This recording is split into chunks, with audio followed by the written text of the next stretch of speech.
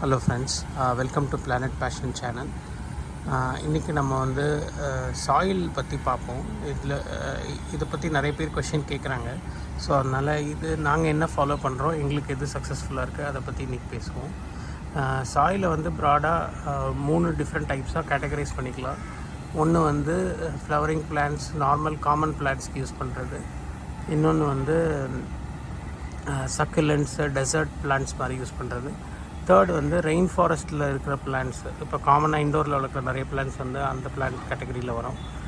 அதுக்கு வந்து தனி சாயில் மிக்ஸ் இருக்குது. இன்றைக்கி வீடியோவில் வந்து நம்ம ஸ்பெசிஃபிக்காக காமனாக இருக்க பிளான்ட்ஸ்க்கு வந்து நம்ம என்ன சாயில் மிக்ஸ் யூஸ் பண்ணணும் அப்படிங்கிறத பற்றி பார்ப்போம். இப்போ காமனாக இருக்க பிளான்ட்ஸ்னால் என்னங்கிற கொஷின் வரும்.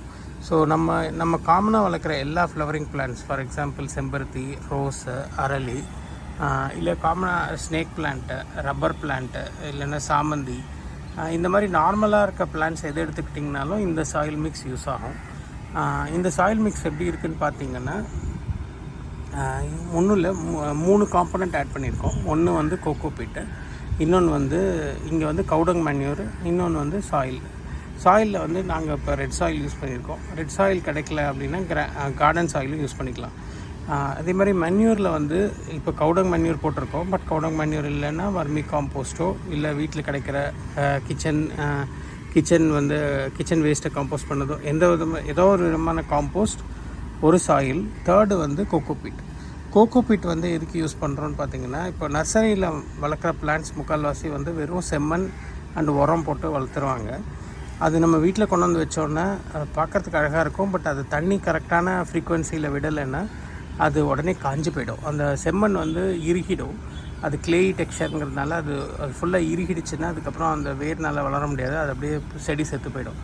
நர்சரியில் அவங்க வந்து ரெகுலராக டெய்லி தண்ணி ஊற்றுறதுனால அவங்களுக்கு அந்த ப்ராப்ளம் வராது. பட் நம்ம வீட்டில் கொண்டு வந்து வைக்கும்போது அந்த வாட்டரிங் வந்து ஸ்கெட்யூல் கரெக்டாக மெயின்டைன் பண்ணலைன்னா செடி செத்து போகிறதுக்கு சான்சஸ் நிறையா இருக்குது.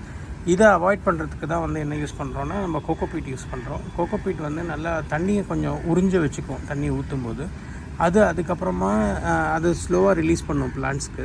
ஸோ அந்த ரீசனுக்காக கோகோ பீட் யூஸ் பண்ணுறோம். ஸோ இந்த சாயில் மிக்ஸை வந்து நீங்கள் எல்லா ரெகுலர் பிளான்ட்ஸ்க்கும் ஃபாலோ பண்ணலாம். இதை நாங்கள் ஒரு 3 இயர்ஸ் 4 இயர்ஸாக நாங்கள் இது தான் ஃபாலோ பண்ணுறோம். இது எங்களுக்கு சக்ஸஸ்ஃபுல்லாக இருக்குது.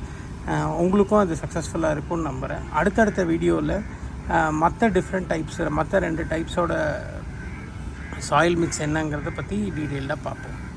தேங்க்யூ.